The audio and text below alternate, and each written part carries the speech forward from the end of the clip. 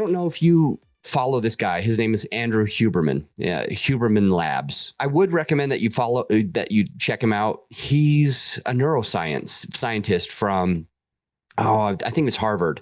If I'm wrong on that, forgive me. And he's somebody that I follow a lot of his content. I really respect him. I think he does a very, very good job. And he brought up this study that had happened where they took two groups.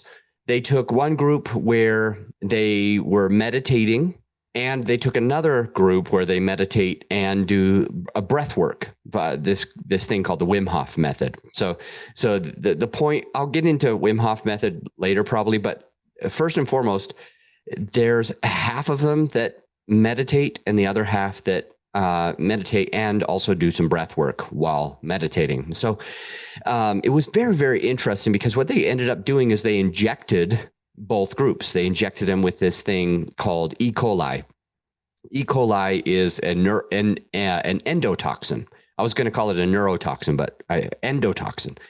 And so they injected two groups and they found something super duper interesting. And yes, this has something to do with podcasting.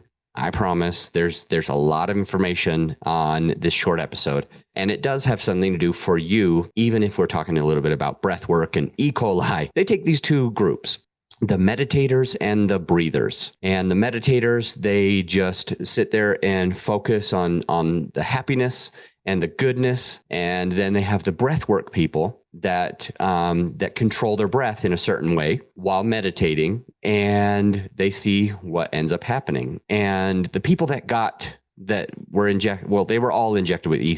coli, an endotoxin.